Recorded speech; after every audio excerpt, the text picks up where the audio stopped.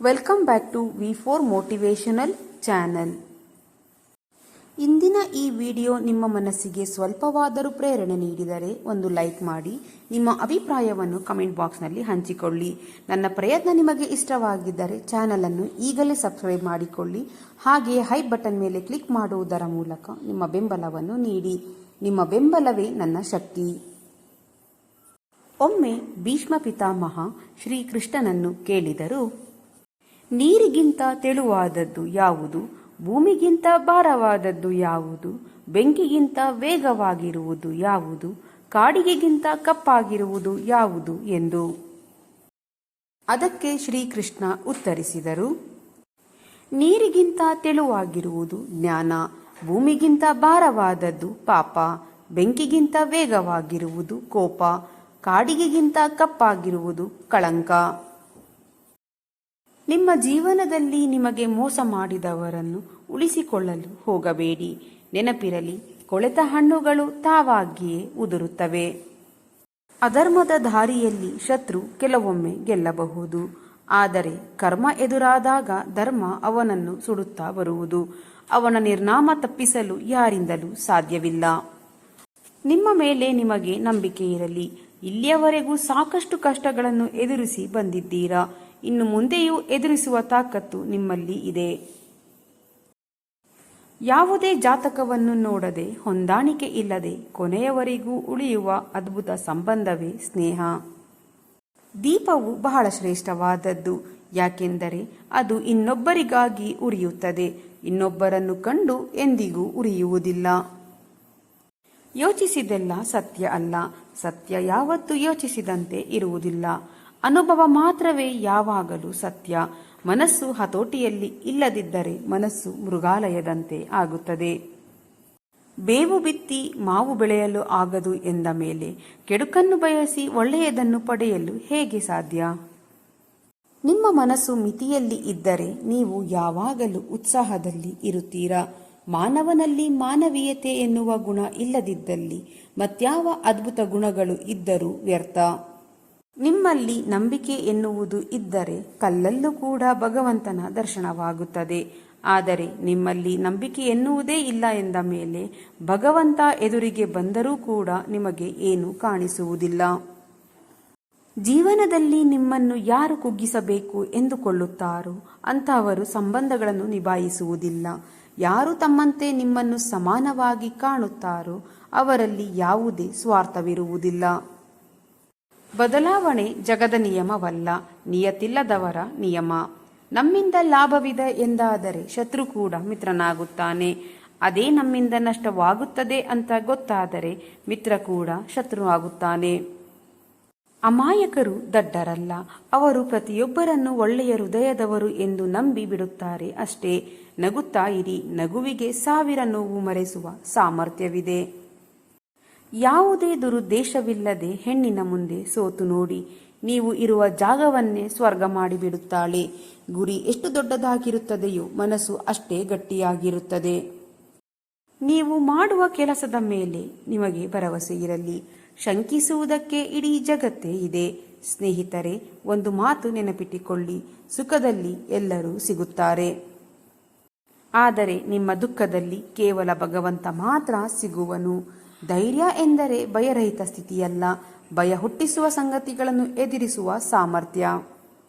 ಈ ಜೀವನದ ಬಗ್ಗೆ 2 ಮಾತುಗಳಲ್ಲಿ ಹೇಳಬೇಕೆಂದರೆ, ಕಣ್ಣಿಗೆ ಇಷ್ಟವಾಗಿದ್ದು ಕೈಯಲ್ಲಿ ಇರುವುದಿಲ್ಲ, ಮನಸ್ಸಿಗೆ ಇಷ್ಟವಾಗಿದ್ದು ಜೀವನದಲ್ಲಿ ಇರುವುದಿಲ್ಲ. ಸುಳ್ಳಿನ ಪರ ಜನ ಇದ್ದರೆ ಸತ್ಯದ ಪರ ಆ ದೇವರಿರುತ್ತಾನೆ. ದ್ವೇಷ ಸಾಧಿಸಿಕೊಂಡು ಹೋಗಲು ಇಲ್ಲಿ ಯಾರೂ ನಮ್ಮವರಲ್ಲ, ಹಾಗೂ ಯಾರೂ ಶಾಶ್ವತವಲ್ಲ. ನಿಮ್ಮನ್ನು ಕೀಳಾಗಿ ಕಾಣುವವರು ಯಾರೇ ಇರಲಿ, ಅವರಿಂದ ದೂರವಿರಿ. ನಿಮ್ಮನ್ನು ಸ್ನೇಹ ಪ್ರೀತಿಯಿಂದ ಕಾಣುವವರು ಬಡವರೇ ಆಗಿರಲಿ, ಅವರ ಸನಿಹದಲ್ಲಿ ಇರಿ. ಆಗ ನಿಮಗೂ ಬೆಲೆ, ನಿಮ್ಮ ಮಾತಿಗೂ ಬೆಲೆ. ನಷ್ಟದ ನೋವನ್ನು ಮರೆತು ಸದಾ ಹೊಸದನ್ನು ಸಾಧಿಸುವಲ್ಲಿ ನಿರತರಾಗಿರುವುದೇ ಜೀವನದ ಸಾರ್ಥಕತೆ. ಎಲ್ಲರ ಜೊತೆಯಲ್ಲಿ ಇರಿ, ಎಲ್ಲರಂತೆ ನಗುತ್ತಿರಿ. ಅಷ್ಟು ಬಿಟ್ಟರೆ ಎಲ್ಲರೂ ನಮ್ಮವರೇ ಎಂದು ಹೆಮ್ಮೆ ಪಡಬೇಡಿ. ನಟನೆಯಿಂದ ಕೂಡಿದ ಮನುಷ್ಯನ ಪ್ರೇಮ ವಿಷಕ್ಕಿಂತ ಅಪಾಯಕಾರಿ ಎಂಬುದನ್ನು ಮರೆಯಬೇಡಿ. ಕಾಯುವ ತಾಳ್ಮೆ ನಿಮ್ಮಲ್ಲಿದ್ದರೆ ಒಳ್ಳೆಯ ದಿನ ಬಂದೇ ಬರುತ್ತದೆ. ನೀವು ಯಾರಿಗಾದರೂ ಒಳ್ಳೆಯದನ್ನು ಮಾಡಿದ್ದರೆ ನಿಮಗೂ ಕೂಡ ಯಾರಿಂದಲೋ ಒಳ್ಳೆಯದು ಆಗೇ ಆಗುತ್ತದೆ. ಇದು 100ಕ್ಕೆ 100 ಸತ್ಯ. ಸತ್ಯ ಮತ್ತು ಸುಳ್ಳಿನ ನಡುವಿನ ವ್ಯತ್ಯಾಸ ಏನು ಎಂದರೆ, ನೀವು ಹೇಳಿದ ಸುಳ್ಳನ್ನು ನೀವೇ ರಕ್ಷಿಸಿಕೊಳ್ಳಬೇಕು. ಆದರೆ ಸತ್ಯ ಹಾಗಲ್ಲ, ನಿಮ್ಮನ್ನು ಶಾಶ್ವತವಾಗಿ ರಕ್ಷಿಸುತ್ತದೆ. ದುಃಖ ಎನ್ನುವುದು ಎಷ್ಟು ರೂಢಿ ಆಗಿರುತ್ತದೆ ಎಂದರೆ, ಸುಖದಲ್ಲಿಯೂ ಕೂಡ ದುಃಖವನ್ನೇ ಹುಡುಕಿ ಕಣ್ಣೀರು ಹಾಕುತ್ತಾರೆ. ಧರ್ಮ ಯಾವುದೇ ಇರಲಿ, ಇಲ್ಲಿ ಲೆಕ್ಕ ಕರ್ಮದ್ದೇ ಆಗಿರುತ್ತದೆ. ಕೆಟ್ಟ ಸಮಯ ಬಂದಾಗ ಭಯಪಡಬೇಡಿ, ಒಳ್ಳೆಯ ಸಮಯ ಬಂದಾಗ ದಾರಿ ತಪ್ಪಬೇಡಿ. ದೇವರಿಗೆ ಹೇಳಬೇಡಿ ನನ್ನ ಬಳಿ ಸಮಸ್ಯೆಗಳೇ ಇವೆ ಎಂದು, ಸಮಸ್ಯೆಗಳಿಗೆ ಹೇಳಿ ನನ್ನ ಬಳಿ ದೇವರು ಇದ್ದಾನೆ ಎಂದು. ಬಡವರಿಗೆ ಏನು ಇಲ್ಲದಿದ್ದರೂ ಭಗವಂತನೇ ಇದ್ದಾನೆ ಎಂದು ಧೈರ್ಯದಿಂದ ಬದುಕುತ್ತಾರೆ. ಬಹಳ ಸಂಪತ್ತು ಇದ್ದವರು ಈ ಸಂಪತ್ತು ಹೋದರೆ ನಾವು ಬದುಕುವುದು ಹೇಗೆ ಎಂದು ಭಯದಿಂದ ಸಾಯುತ್ತಾರೆ. ನಿಮ್ಮಲ್ಲಿ ಶಕ್ತಿ ಇದೆ ಎಂದು ಅಹಂಕಾರ ಪಡಬೇಡಿ. ಯಾಕೆಂದರೆ ಕಲ್ಲು ನೀರಿನಲ್ಲಿ ಬಿದ್ದಾಗ ಅದರ ಭಾರದಿಂದಲೇ ಅದು ಮುಳುಗುತ್ತದೆ. ಕರ್ಮ ಕಾಡುತ್ತದೆ, ಧರ್ಮ ಕಾಯುತ್ತದೆ. ಧರ್ಮ ಯಾವುದೇ ಇರಲಿ, ಇಲ್ಲಿ ಲೆಕ್ಕ ಕರ್ಮದ್ದೇ ಆಗಿರುತ್ತದೆ.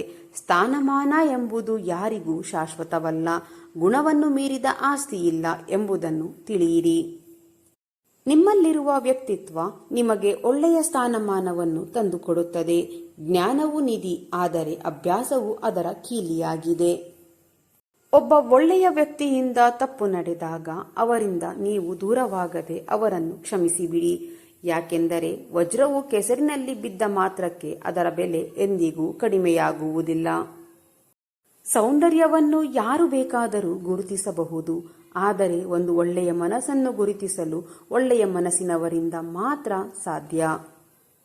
ಈ ಜೀವನ ಇರುವುದೇ 2 ದಿನ. ನಿಮ್ಮ ದಿನ ಪರವಾದ ದಿನ, ಮತ್ತೊಂದು ನಿಮ್ಮ ವಿರುದ್ಧವಾದ ದಿನ. ಪರವಾದ ದಿನದಲ್ಲಿ ಅಹಂಕಾರ ಪಡಬೇಡಿ, ವಿರುದ್ಧವಾದ ದಿನದಲ್ಲಿ ತಾಳ್ಮೆಯನ್ನು ಕಳೆದುಕೊಳ್ಳಬೇಡಿ. ನಿಮ್ಮ ಜೀವನದಲ್ಲಿ ಏನು ನಡೆಯುತ್ತಿದೆಯೋ ಅದು ಆಕಸ್ಮಿಕವಲ್ಲ, ಅದು ಭಗವಂತನ ಇಚ್ಛೆ. ಕತ್ತಲಲ್ಲಿ ನೆರಳು ಮಾಯ, ಕಷ್ಟದಲ್ಲಿ ಸಂಬಂಧಿಕರು ಮಾಯ. ಜೀವನದಲ್ಲಿ ಒಂಟಿಯಾದೆ ಎಂದು ಕೊರಗಬೇಡಿ. ಯಾಕೆಂದರೆ ಸೂರ್ಯನೂ ಒಂಟಿ, ಚಂದ್ರನೂ ಒಂಟಿ. ಆದರೂ ಜಗತ್ತಿಗೆ ಬೆಳಕು ನೀಡುತ್ತಿಲ್ಲವೇ? ನೋವು ಮತ್ತು ಸೋಲನ್ನು ಸಹಿಸಿಕೊಂಡವನು ಇಡೀ ಜಗತ್ತನ್ನೇ ಗೆಲ್ಲಬಹುದು. ಒಂದು ವೇಳೆ ನೀವೇನಾದರೂ ದುಃಖದ ಬಗ್ಗೆ ಸದಾ ಚಿಂತಿಸುತ್ತಿದ್ದರೆ ಸದಾ ದುಃಖಿಯಾಗಿಯೇ ಇರುತ್ತೀರಾ. ಅದೇ ಸುಖ ಸಂತೋಷದ ಬಗ್ಗೆ ಚಿಂತಿಸುತ್ತಿದ್ದರೆ ಸುಖಿಯಾಗಿಯೇ ಇರುತ್ತೀರಾ. ಯಾಕೆಂದರೆ ಮನಸ್ಸು ಯಾವಾಗಲೂ ಯಾವುದರ ಬಗ್ಗೆ ಧ್ಯಾನಿಸುತ್ತದೆಯೋ ಅದೇ ಸಕ್ರಿಯವಾಗುವುದು. ಒಳ್ಳೆಯ ನಡತೆ ಭವಿಷ್ಯದಲ್ಲಿ ಯಾವುದೇ ಸುಖದ ಮಾರ್ಗವಲ್ಲ. ಒಳ್ಳೆಯ ನಡತೆಯೇ ಸ್ವಯಂ ಸುಖವಾಗಿದೆ. ಎಲ್ಲವೂ ಇದೆ ಎಂದು ಅಹಂಕಾರ ಪಡಬೇಡಿ. ಯಾಕೆಂದರೆ ರಾತ್ರಿಯಲ್ಲಿ ಅರಳುವ ಹೂವಿಗೂ ತಿಳಿದಿರುವುದಿಲ್ಲ ನಾಳೆ ದೇವಸ್ಥಾನಕ್ಕೋ ಅಥವಾ ಸ್ಮಶಾನಕ್ಕೋ ಎಂದು. ಬೇಕೆಂದಿದ್ದೆಲ್ಲವನ್ನೂ ಪಡೆದುಕೊಂಡರೆ ಅದು ಯಶಸ್ಸು, ಪಡೆದಿದ್ದಷ್ಟನ್ನೇ ಅನುಭವಿಸಿದರೆ ಅದು ಆನಂದ, ಇರುವುದರಲ್ಲಿಯೇ ಸುಖವಾಗಿ ಇದ್ದರೆ ಅದು ನೆಮ್ಮದಿ. ಹಾಗೆಯೇ ಇರುವುದೆಲ್ಲವನ್ನು ಬಿಟ್ಟು ಬಿಟ್ಟರೆ ಅದು ಸಂತೃಪ್ತಿ. ಯಾರಿಗೆ ಸ್ವಂತ ಬುದ್ಧಿ ಇಲ್ಲವೋ ಅವರಿಗೆ ಶಾಸ್ತ್ರಗಳು ತಾನೇ ಏನು ಪ್ರಯೋಜನ ಉಂಟು ಮಾಡಬಲ್ಲವು. ಕಣ್ಣುಗಳು ಇಲ್ಲದವನಿಗೆ ಕನ್ನಡಿ ಇದ್ದು ಪ್ರಯೋಜನವಿಲ್ಲ. ಈ ಜಗತ್ತಿನಲ್ಲಿ ಎಲ್ಲರನ್ನೂ ಎಲ್ಲವನ್ನೂ ಸಮಾನವಾಗಿ ಕಾಣುವುದು ಗಡಿಯಾರ ಮಾತ್ರ. ಬಡವನಿಗೂ ಒಂದೇ, ಶ್ರೀಮಂತನಿಗೂ ಒಂದೇ, ಯಾರಿಗಾಗಿಯೂ ನಿಲ್ಲುವುದಿಲ್ಲ. ಯಾವಾಗಲೂ ಸಂಬಂಧಗಳು ಕಷ್ಟಗಳನ್ನು ಹಂಚಿಕೊಳ್ಳುವಂತೆ ಇರಬೇಕೇ ಹೊರತು ನೋವನ್ನು ಹೆಚ್ಚಿಸುವಂತೆ ಇರಬಾರದು.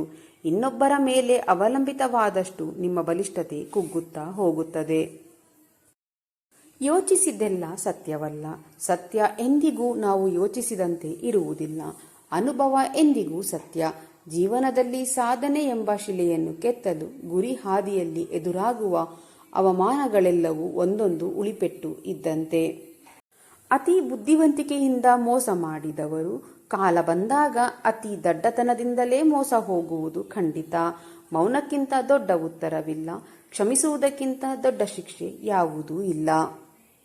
ಜೀವನದಲ್ಲಿ ಎಂದಿಗೂ ನಿಮ್ಮನ್ನು ನೀವು ಸಂತೋಷವಾಗಿಟ್ಟುಕೊಳ್ಳಿ ಮತ್ತು ಈ ಜವಾಬ್ದಾರಿಯನ್ನು ಬೇರೆಯವರಿಗೆ ಕೊಡಬೇಡಿ. ದುಃಖವು ತನ್ನದೇ ಜಾಲ ಹೊಂದಿದೆ. ಮನುಷ್ಯ ದುಃಖದಲ್ಲಿ ಇದ್ದಾಗ ಎಂದಿಗೂ ಒಳ್ಳೆಯ ವಿಚಾರಗಳು ಬರುವುದಿಲ್ಲ. ಮನಸ್ಸಿಗೆ ನೋವು ಉಂಟಾಗುವ ವಿಚಾರಗಳೇ ಬರುತ್ತದೆ. ನರಕಕ್ಕೆ 3 ದ್ವಾರಗಳಿವೆ: ಕಾಮ, ಕ್ರೋಧ ಮತ್ತು ಲೋಭ. ಪ್ರತಿಯೊಬ್ಬ ವಿವೇಕಿಯು ಇದನ್ನು ಬಿಡಬೇಕು, ಏಕೆಂದರೆ ಅವು ಆತ್ಮದ ಅವನತಿಗೆ ಕಾರಣವಾಗುತ್ತದೆ. ನಿಂದಿಸಿದವರ ಮೇಲೆ ನಿಮ್ಮ ಕೈಯಲ್ಲಿ ಪ್ರತೀಕಾರ ತೀರಿಸಿಕೊಳ್ಳಲು ನಿಮಗೆ ಆಗದಿದ್ದರೂ ಕಾಲ ಅವರನ್ನು ತಪ್ಪದೆ ಶಿಕ್ಷಿಸುತ್ತದೆ. ಯಾಕೆಂದರೆ ಅವರವರು ಮಾಡಿದ ಕರ್ಮಗಳಿಗೆ ಅವರೇ ಶಿಕ್ಷೆ ಅನುಭವಿಸಬೇಕು. ಯಾವ ವ್ಯಕ್ತಿ ನೇರವಾಗಿ, ಸ್ಪಷ್ಟವಾಗಿ, ಸ್ವಚ್ಛವಾಗಿ ಮಾತನಾಡುತ್ತಾರೋ ಅವರ ಮಾತುಗಳು ತೀವ್ರವಾಗಿ, ಕಠೋರವಾಗಿ, ಹರಿತವಾಗಿ ಇರಬಹುದು. ಏಕೆಂದರೆ ಅಂತಹ ವ್ಯಕ್ತಿಗಳ ಮಾತಿನಲ್ಲಿ, ಮನಸ್ಸಿನಲ್ಲಿ ಯಾವುದೇ ಕಲ್ಮಶ, ಕಪಟ ಇರುವುದಿಲ್ಲ. ಸೇವೆ ಎಲ್ಲರಿಗೂ ಮಾಡಿ, ಆದರೆ ಪ್ರತಿಫಲವನ್ನು ಯಾರಲ್ಲೂ ಬಯಸಬೇಡಿ. ಯಾಕೆಂದರೆ ಸೇವೆಯ ಪ್ರತಿಫಲವನ್ನು ನೀಡುವವನು ಭಗವಂತನೇ ಹೊರತು ಮನುಷ್ಯನಲ್ಲ. ಮತ್ತೆ ಮುಂದಿನ ವಿಡಿಯೋದಲ್ಲಿ ಇದೇ ರೀತಿಯ ಹೊಸ ಮೋಟಿವೇಶನಲ್ ಮಾಹಿತಿಯೊಂದಿಗೆ ಭೇಟಿಯಾಗೋಣ. ಅಲ್ಲಿಯವರೆಗೆ ಸಕಾರಾತ್ಮಕವಾಗಿ ಯೋಚಿಸಿ ಸಂತೋಷವಾಗಿ ಬಾಳಿರಿ. ಧನ್ಯವಾದಗಳು.